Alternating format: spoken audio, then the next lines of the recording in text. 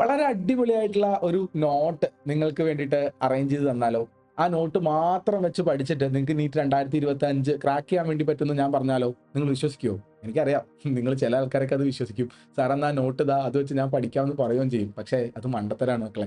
അത് പറയാൻ വേണ്ടിയിട്ടാണ് ഞാൻ ഇന്ന് ഈ വീഡിയോയിൽ വന്നിട്ടുള്ളത്. മേ ബി ഈ വീഡിയോയുടെ ടൈറ്റിലും തംബ്നെയിലും ഒക്കെ നല്ല നോട്ട് വേണോ എന്നുള്ള രൂപത്തിൽ നമ്മൾ വെച്ചിട്ടുണ്ടാവും. കാരണം എന്താണെന്ന് വെച്ചാൽ നല്ല നോട്ടുകൾക്ക് പുറകെ നടക്കുന്ന അല്ലെങ്കിൽ നല്ല നോട്ട് എവിടെ കിട്ടുമെന്ന് അന്വേഷിച്ച് നടക്കുന്ന നോട്ട് എങ്ങനെ എഴുതണം അല്ലെങ്കിൽ അതിന്റെ ഉപയോഗം എന്താണ് എന്നൊക്കെയുള്ളതിനെ പറ്റി ചെറിയ കൺഫ്യൂഷൻസും ആശയക്കുഴപ്പങ്ങളും ഉള്ള ആൾക്കാർ ഒരുപാട് പേരുണ്ട്. ഇനി അങ്ങനെ ആശയക്കുഴപ്പങ്ങൾ ഇല്ലെങ്കിൽ കൂടെ എങ്ങനെയാണ് ഒരു നോട്ട് എഴുതി അല്ലെങ്കിൽ നോട്ട് ഉപയോഗിച്ച് പഠിക്കേണ്ടത് എന്നുള്ള കാര്യം അല്ലെങ്കിൽ എസ്പെഷ്യലി റിവൈസ് ചെയ്യേണ്ടത് എന്നുള്ള കാര്യം നമ്മൾ ഇന്ന് ഈ വീഡിയോയിൽ ഡിസ്കസ് ചെയ്യാൻ വേണ്ടി പറ്റും. നമസ്കാരം, എൻ്റെ പേര് ഡോക്ടർ ആഷിഖ് സൈനുദ്ദീൻ എന്നാണ്. ഞാൻ കോഴിക്കോട് മെഡിക്കൽ കോളേജിൽ നിന്ന് MBBS കംപ്ലീറ്റ് ചെയ്തിട്ടുണ്ട്. അന്ന് എനിക്ക് കേരള റാങ്ക് 15 ഉണ്ടായിരുന്നു.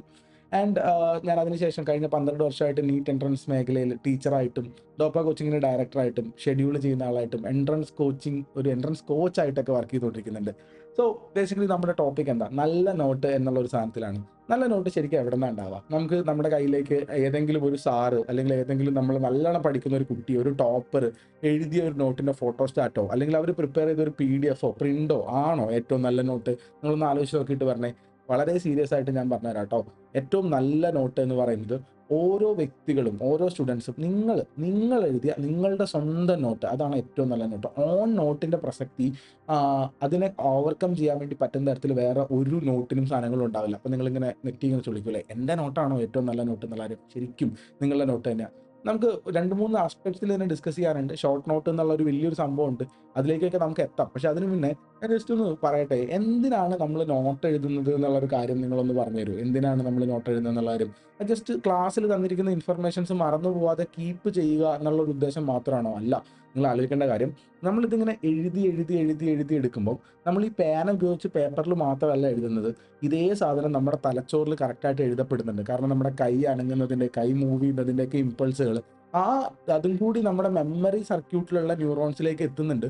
ആ ഒരു എഴുതിയതിന്റെ മെമ്മറി അല്ലെങ്കിൽ നമ്മൾ അതിന് ചുറ്റും ബോക്സ് വരച്ചതിന്റെ മെമ്മറി, അതിന് മേളിൽ ഹൈലൈറ്റർ ഇട്ടതിന്റെ മെമ്മറി ഒക്കെ നമ്മുടെ മനസ്സിന്റെ ഉള്ളിൽ എവിടെയോ ഒരു ഭാഗത്ത് കിടക്കുന്നുണ്ടാവും.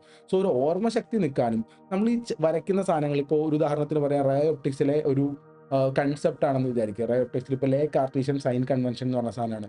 ഈ ലേ കാർട്ടീഷ്യൻ സൈൻ കൺവെൻഷന്റെ സെന്റൻസ് എഴുതിയതിനേക്കാൾ വളരെ ഇമ്പോർട്ടന്റ് ആയിരിക്കും അതിന്റെ പടം നമ്മൾ വരച്ചു നോക്കിയിട്ടുള്ളത്. ബോർഡിൽ സാറ് വരച്ചിട്ടുണ്ടാവും, ആ പടം നമ്മൾ കണ്ട് നമ്മളതൊന്ന് മനസ്സിലാക്കി നമ്മുടെ നോട്ടിലേക്ക് നമ്മളത് സ്വന്തമായിട്ട് വരച്ച് ചേർത്തപ്പോഴാണ് നമുക്ക് അതിന്റെ ഒരു ഗുട്ടൻസ് എന്താണെന്നുള്ള കാര്യം പിടികിട്ടിയത്. ഉദാഹരണത്തിന് ഫിസിക്സിൽ ഒരു ടവറിന്റെ മേളിൽ നിന്ന് ഒരു കല്ല് താഴേക്ക് ഇട്ടു എന്ന് പറയുന്ന ഒരു ക്വസ്റ്റ്യൻ കാണുന്ന സമയത്ത്, അല്ലെങ്കിൽ ആ ക്വസ്റ്റ്യൻ നമ്മൾ ചെയ്യുന്ന സമയത്ത് അതിന്റെ ആ ടവറിന്റെ പടം വരച്ച് ആ കല്ല് താഴേക്ക് ഇടുന്നതിനെ നമ്മൾ റെപ്രസെന്റേറ്റ് ചെയ്തിട്ട് ജസ്റ്റ് ഒരു ആരോഗ്യ താഴേക്ക് വരയ്ക്കുന്ന സമയത്താണ് നമ്മുടെ മനസ്സിലേക്ക് ആ ഒരു ഇമേജ് ഫോം ചെയ്യുന്നുണ്ടാവുക. അതിനെ ബേസ് ചെയ്തിട്ടാണ് നമ്മുടെ മെമ്മറി ഉണ്ടാവുക എന്നുള്ളൊരു കാര്യം. അപ്പോൾ ചിലപ്പോഴൊക്കെ ഞാൻ കണ്ടിട്ടുണ്ട് സ്ലൈഡുകൾ ഉപയോഗിച്ച് PDF ഉപയോഗിച്ചിട്ട് പഠിക്കുന്ന കുട്ടികളെ ഞാൻ കണ്ടിട്ടുണ്ട്.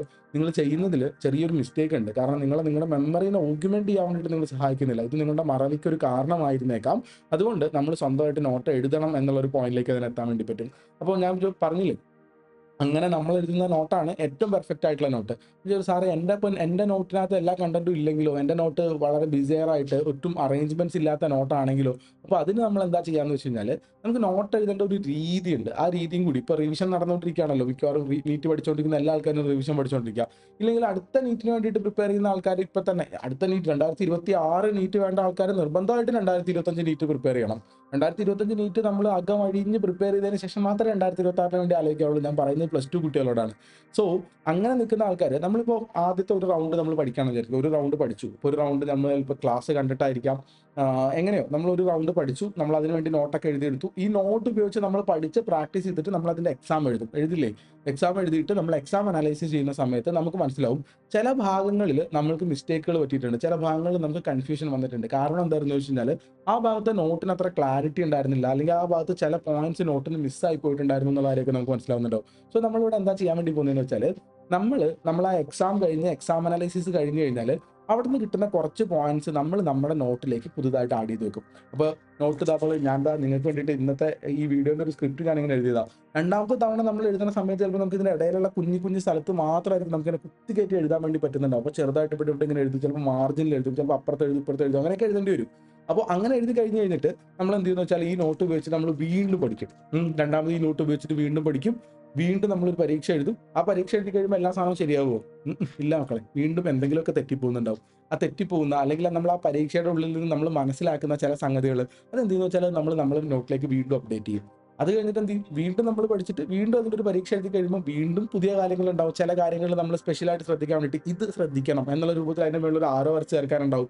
ചിലപ്പോൾ അതിന് ചുറ്റും ഒരു ബോക്സ് വരയ്ക്കാനുണ്ടാവും. ചില കാര്യങ്ങൾ ഇതാണ് സ്ഥിരമായിട്ട് തെറ്റിക്കുന്നത് എന്നുള്ള രൂപത്തിൽ അവിടെ ഒരു സാഡ് ഫേസ് വരച്ച് വെക്കാനുണ്ടാവും. ചിലപ്പോൾ ഇത് ഇമ്പോർട്ടൻ്റ് ആണെന്നുള്ള രൂപത്തിൽ ഒരു സ്റ്റാർ വരയ്ക്കാനുണ്ടാവും. സോ വാട്ട് എവർ നമ്മുടെ നോട്ട് നമ്മളിങ്ങനെ അപ്ഡേറ്റ് ചെയ്യും. അത് വെച്ചിട്ട് നമ്മൾ വീണ്ടും പഠിക്കും, വീണ്ടും പരീക്ഷ എഴുതും, ആ നോട്ട് നമ്മൾ വീണ്ടും അപ്ഡേറ്റ് ചെയ്യും. ഇങ്ങനെ ഒരു 3, 4, 5 തവണ അപ്ഡേറ്റ് ചെയ്ത് കഴിയുമ്പോൾ നമ്മുടെ നോട്ടിൻ്റെ അവസ്ഥ എന്തായിരിക്കും എന്നറിയോ?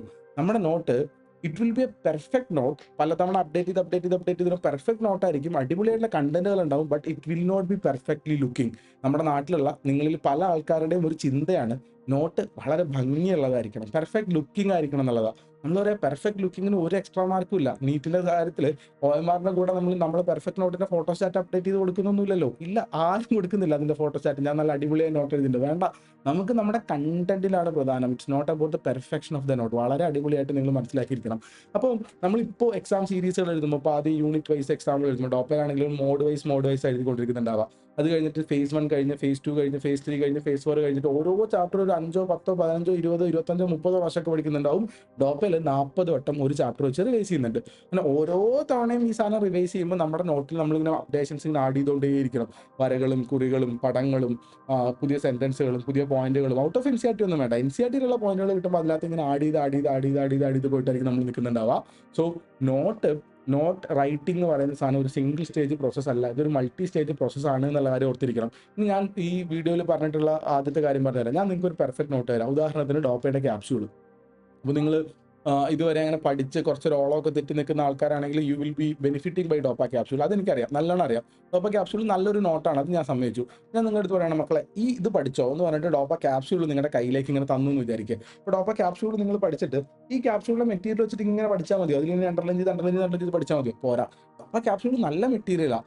ആ മെറ്റീരിയൽ വെച്ച് ഉപയോഗിച്ച് പഠിച്ച് നിങ്ങൾക്ക് അതിനകത്ത് നിന്ന് കിട്ടുന്ന എക്സ്ട്രാ പോയിന്റ് നിങ്ങൾ നിങ്ങളുടെ നോട്ടിലേക്ക് അപ്ഡേറ്റ് ചെയ്യണം. You have to update in to your notes.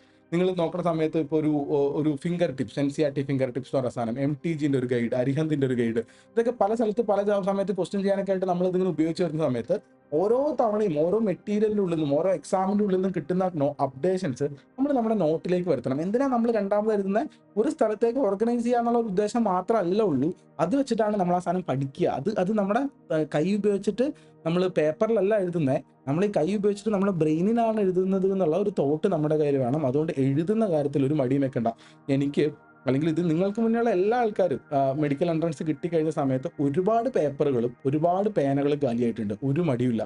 പേനയും പേപ്പറും ചിലവാക്കാതെ അല്ലെങ്കിൽ പേനയുടെ മഷി തീരാതെ ഇവിടെ ആർക്കും മെമ്മറി ഫോം ആയിട്ടില്ല എന്നുള്ളൊരു കാര്യം നമ്മൾ ഓർക്കുക. സോ PDF ഉപയോഗിച്ച് സ്ലൈഡ് ഉപയോഗിച്ച് പഠിക്കുന്ന ആൾക്കാർ റൈറ്റ് ഡൗൺ. അതിനിടയിൽ സ്ഥിരമായിട്ട് വരുന്ന ചോദ്യമാണ്, അപ്പോൾ സാറേ ഷോർട്ട് നോട്ട് ഒന്ന്. ഷോർട്ട് നോട്ടും സെയിം പോലെ തന്നെയാണ്. നമുക്ക് ഫൈനലി വേണ്ടത് നല്ല പെർഫെക്റ്റ്ലി ലുക്കിംഗ് നോട്ടല്ല വേണ്ടത്, പെർഫെക്റ്റ്ലി കണ്ടന്റ് ഉള്ള ഒരു നോട്ടാണ് വേണ്ടത്.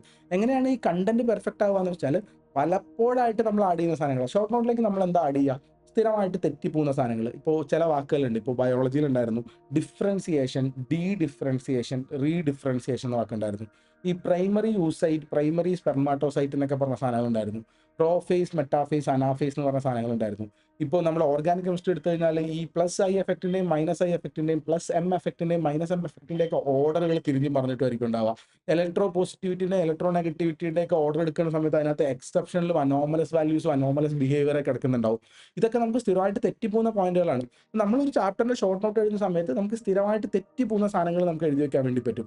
പിന്നെ ക്ലിയർലി കൺഫ്യൂസിംഗ് ആയിട്ടുള്ള ടോപ്പിക്കുകൾ, ചില ടോപ്പിക്കുകൾ നമുക്ക് ഭയങ്കര കൺഫ്യൂസിംഗ് ആയിരിക്കും. ഇപ്പോൾ ജനറ്റിക്സ് ഒക്കെ എടുത്തു കഴിഞ്ഞാൽ അതിനകത്ത് ലീഡിങ് സ്ട്രാൻഡ് എവിടെയാണ്, ലാഗിങ് സ്ട്രാൻഡ് എവിടെയാണ്, അതിന്റെ ഡയറക്ഷൻ എന്താണെന്ന് ചോദിച്ചാൽ നമ്മൾ കൺഫ്യൂഷൻ ആയി പോകും. കാരണം നമുക്ക് സ്ഥിരമായിട്ട് തെറ്റിപ്പോകുന്ന, സ്ഥിരമായിട്ട് കൺഫ്യൂസിംഗ് അടിക്കുന്ന ചിലപ്പോൾ ചില ഹാർഡ് പോയിന്റ്സ്. എനിക്കറിയില്ലാത്തൊരു സാധനം എന്ന് വെച്ചാൽ ഫിസിക്സിൽ AC-ക്കകത്തുള്ള ഈ LCR സർക്യൂട്ടിലെ LC സർക്യൂട്ട്, RC സർക്യൂട്ട് എന്നൊക്കെ പറഞ്ഞിട്ട് ഒരു സർക്യൂട്ടിനകത്തുള്ള ഇംപിഡൻസിന്റെ ഇക്വേഷൻസ് 3-4 ഇക്വേഷൻസ് ഉണ്ട്. അത് കൺഫ്യൂഷൻ ആവും. ഏതായിരുന്നു ലീഡിങ് അഹെഡ്, അത് ഏതായിരുന്നു ലാഗിങ് ബിഹൈൻഡ് എന്നൊക്കെ ചോദിച്ചാൽ എനിക്ക് കൺഫ്യൂഷൻ ആയി പോകുന്ന സാധനങ്ങളാണ്.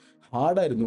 ആ സാധനങ്ങൾ ഞാൻ എൻ്റെ ഷോർട്ട് നോട്ടിലേക്ക് എഴുതി വയ്ക്കും. എന്നിട്ട് നമ്മൾ ഈ ഷോർട്ട് നോട്ട് വെച്ച് നമ്മൾ എക്സാമിന് മുന്നേ എന്തിനാ ഷോർട്ട് നോട്ട്? ഈ നോട്ടിൽ എഴുതിയ എല്ലാ സാധനങ്ങളും നമുക്ക് പഠിക്കാൻ കഴിയില്ലാത്ത കാരണം നമ്മൾ ക്വിക്കായിട്ട് നോക്കാൻ വേണ്ടിയിട്ടാണ് ഷോർട്ട് നോട്ട് ഉപയോഗിക്കുക. ഷോർട്ട് നോട്ട് ഉപയോഗിച്ച് ക്വിക്കായിട്ട് നോക്കിയിട്ട് നമ്മൾ എക്സാം എഴുതുമ്പോൾ നമുക്ക് മനസ്സിലാവും ഒരു പോയിന്റും കൂടി ആ ഷോർട്ട് നോട്ടിലേക്ക് ആഡ് ചെയ്യണമെന്ന്. ഒരു റൗണ്ട് പഠനം കഴിഞ്ഞ് കഴിഞ്ഞാൽ ഷോർട്ട് നോട്ടിലേക്ക് വീണ്ടും കാര്യങ്ങൾ അപ്ഡേറ്റ് ചെയ്യും. എന്നിട്ട് വീണ്ടും നമ്മൾ എക്സാം എഴുതും, വീണ്ടും അപ്ഡേറ്റ് ചെയ്യും. അങ്ങനെ പല വട്ടം അപ്ഡേറ്റ് ചെയ്തിട്ട് അപ്പോൾ നമ്മൾ ഷോർട്ട് നോട്ടൊക്കെ എങ്ങനെ എഴുതാമെന്ന് അറിയാം. നമ്മൾ പഠിക്കുന്ന സമയത്ത് എപ്പോഴും ഷോർട്ട് നോട്ടിന്റെ പുസ്തകം സൈഡിൽ ഓപ്പൺ ആക്കി വെക്കണം. എപ്പോഴും പുസ്തകം എന്ന് പറഞ്ഞാൽ ഒരു ഡയറി ആയിരിക്കും, അത് സൈഡിൽ ഓപ്പൺ ആക്കി വെക്കണം. പഠിക്കുന്നതിൽ നമ്മൾ ഈ പറഞ്ഞ പോലെ എപ്പോഴും തെറ്റിപ്പോകുന്ന ഹാർഡായിട്ടുള്ള കൺഫ്യൂസിംഗ് ആയിട്ടുള്ള പോയിന്റ് ഇട്ട് ജസ്റ്റ് അവിടെ ചെറുതായിട്ടൊന്ന് നോട്ട് ചെയ്ത് വെക്കുക. എന്നിട്ട് നമ്മളിങ്ങനെ പഠിച്ച് പോവുക, എക്സാം എഴുതുക. എക്സാം എഴുതി കഴിയുമ്പോൾ തെറ്റിപ്പോകുന്ന കൺഫ്യൂസിംഗ് ആവുന്ന സാധനങ്ങൾ വീണ്ടും അതിനകത്ത് അപ്ഡേറ്റ് ചെയ്യുക, വീണ്ടും പഠിക്കുക, വീണ്ടും എക്സാം എഴുതുക. So it is like A continuous process എന്നുള്ള കാര്യങ്ങളാണ്. അപ്പോൾ ഞാനൊരു കാര്യം പറയട്ടെ, ഇങ്ങനെയൊക്കെ നമ്മൾ പലതവണ അപ്ഡേറ്റ് ചെയ്ത് ഉണ്ടാക്കേണ്ടതാണ് ശരിയായ നോട്ട്, പെർഫെക്റ്റ് നോട്ട് എന്ന് അറിഞ്ഞിരിക്കുന്ന സമയത്ത് ഏതെങ്കിലും ഒരു ഓൺലൈൻ അഡ്വർടൈസ്മെന്റിൽ വന്നിട്ട് പറയാണ് നിങ്ങൾക്ക് നീറ്റ് 2025 ക്രാക്ക് ചെയ്യാനുള്ള നോട്ട് ഇതാ എന്ന് പറഞ്ഞാൽ നിങ്ങൾ വിശ്വസിക്കുമോ? Don't believe that. കാരണം എന്താണെന്ന് വെച്ചാലുണ്ടല്ലോ, നമ്മൾ ചില സമയത്തൊക്കെ നമ്മൾ വളരെ ഡിസപ്പോയിന്റഡ് ആയിരിക്കും. നമ്മൾ വളരെ കഷ്ടപ്പെട്ട് പഠിച്ചിട്ടും വളരെയധികം അധ്വാനിച്ചിട്ടും നമുക്ക് വേണ്ടത്ര റിസൾട്ടോ കാര്യങ്ങളോ ഒന്നും ഇല്ലാതെ വരുമ്പോൾ ചില സമയത്ത് ചില പരസ്യങ്ങളൊക്കെ വരും, ഈ മെറ്റീരിയൽ ഉപയോഗിച്ച് പഠിച്ചാൽ നല്ലതാണെന്ന് പറഞ്ഞിട്ട്. അപ്പോൾ നമ്മളിങ്ങനെ നമ്മുടെ ഡിസപ്പോയിൻമെന്റ് കാരണം ഔട്ട് ഓഫ് ഫ്രസ്ട്രേഷൻ ചിലപ്പോൾ നമ്മൾ ആ മെറ്റീരിയൽ വാങ്ങി നോക്കും. നല്ലതാണ് ഈ പറഞ്ഞ പോലെ ആ മെറ്റീരിയലിൽ നിന്ന് കിട്ടുന്ന പോയിന്റുകൾ നമ്മുടെ നോട്ടിലേക്ക് അപ്ഡേറ്റ് ചെയ്യാൻ വേണ്ടി പറ്റുവാണെങ്കിൽ. പക്ഷെ അതുപോലത്തെ ഒരു മാജിക് മെറ്റീരിയൽ ഇല്ല, പുറത്തുനിന്ന് കിട്ടാനില്ല എന്നുള്ളതാണ്. മാജിക് മെറ്റീരിയൽ ഉണ്ട്, അത് നമ്മൾ പ്രിപ്പയർ ചെയ്യുന്ന സാധനം. So trust on that thing.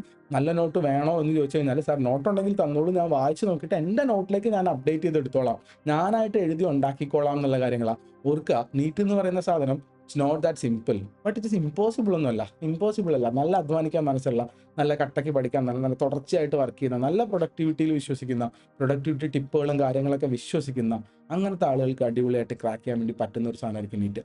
എന്താ നിങ്ങളുടെ നോട്ട് ടേക്കിംഗ് ഹാബിറ്റ്സ് എന്തൊക്കെയാണ്? നിങ്ങൾ എങ്ങനെയാണ് നോട്ട് എഴുതാറുള്ളത്? മറ്റു കാര്യങ്ങൾ എന്തെല്ലാമാണെന്നുള്ളതിന് താഴെ കമന്റ് ബോക്സിലേക്ക് കമന്റ് ചെയ്യുകയാണെങ്കിൽ ഡെഫിനറ്റായിട്ടും അത് കണ്ടുകൊണ്ട് വരുന്ന ആൾക്കാർക്കും ഒരു ഉപകാരമായിരിക്കുന്നുണ്ടാവും. ആൻഡ് അതിലേക്ക് എന്തെങ്കിലുമൊക്കെ കറക്ഷൻസ് പേഴ്സണലി തോന്നുന്നുണ്ടെങ്കിൽ എൻ്റെ പേഴ്സണൽ അക്കൗണ്ടിൽ നിന്ന് ഞാൻ അതിനൊക്കെ റിപ്ലൈ അയക്കാനും ബാക്കി കാര്യങ്ങൾക്ക് ചെയ്യാനും വേണ്ടി പറ്റും. സോ നോട്ട് പുറത്തുനിന്നല്ല, നോട്ട് അകത്തുനിന്ന് ഉണ്ടാക്കുകയാണ്. എങ്ങനെ ഉണ്ടാക്കുക? പല സ്റ്റേജിലായിട്ട് ഉണ്ടാക്കുക. ആൻഡ് ഫൈനൽ നോട്ട് എങ്ങനെയായിരിക്കും ഉണ്ടാവുക? It will be having perfect content, but it will not be perfectly looking. നല്ല ഭംഗിയുള്ള ഒരു നോട്ടാണ് കാണുന്നതെങ്കിൽ ഒറ്റ കാര്യം മനസ്സിലാക്കിയാൽ മതി, ആ കുട്ടിക്ക് നീറ്റ് കിട്ടാനുള്ള സാധ്യതകൾ കുറവാണ്. കാരണം ആ കുട്ടി കൂടുതൽ ഭംഗിയിൽ ഫോക്കസ് ചെയ്തിരുന്നിട്ടുണ്ടെന്നുള്ളതാണ്. We have to just write down important thing. അവിടെ ഇവിടെയൊക്കെ കയറ്റി എഴുതി ഇപ്പുറത്ത് എഴുതി ഇപ്പുറത്ത് എഴുതിയൊക്കെ നമുക്ക് വായിക്കാവുന്ന തരത്തിലുള്ള ഒരു സാധനം, അത് ആ എഴുതിയ ആൾക്കല്ലാതെ വേറെ ആൾക്കും മനസ്സിലാവാത്ത തരത്തിലുള്ള ഒരു നോട്ടും കൂടി ആയിരിക്കും ആ ഒരു പെർഫെക്റ്റ് നോട്ട് എന്നുള്ള സാധനം. സോ ധൈര്യമായിട്ട് മുന്നോട്ട് പോയിക്കോ. ഇനിയും നോട്ടില്ലാത്ത ആൾക്കാർ സ്വന്തമായിട്ട് എഴുതി തുടങ്ങുക എന്നുള്ളതാണ് പറയാനുള്ളത്. പല സ്റ്റേജ് റിവിഷനിലായിട്ട് എഴുതിയിട്ട് ആ സാധനം കംപ്ലീറ്റ് ചെയ്തെടുത്താൽ മതി. നല്ല അടിപൊളിയായിട്ടുള്ള സാധനം ഉണ്ടാവട്ടെ, നല്ല സക്സസ് ഉണ്ടാവട്ടെ എന്നാണ് ആദ്യം പറഞ്ഞ പോലെ. നിങ്ങളുടെ നോട്ട് ടേക്കിംഗ് ഹാബിറ്റ്, നിങ്ങളുടെ കാര്യങ്ങൾ, സാധനങ്ങളൊക്കെ ജസ്റ്റ് ഒന്ന് കമന്റ് ബോക്സിലേക്ക് ഇട്ടോ. നീറ്റായിട്ട് ബന്ധപ്പെട്ട വേറെ ഒരു വീഡിയോ, ബേസിക്കലി നമ്മൾ ഉദ്ദേശിക്കുന്നത് ബയോളജി എങ്ങനെ പഠിക്കാം എന്നുള്ള ഒരു വീഡിയോ ആണ് ഉദ്ദേശിക്കുന്നത്. 2 ദിവസത്തിനുള്ളിൽ പോസ്റ്റ് ചെയ്യുന്നുണ്ടാവും. You can expect the next video on 2 days and will see you on that video. Bye, see U.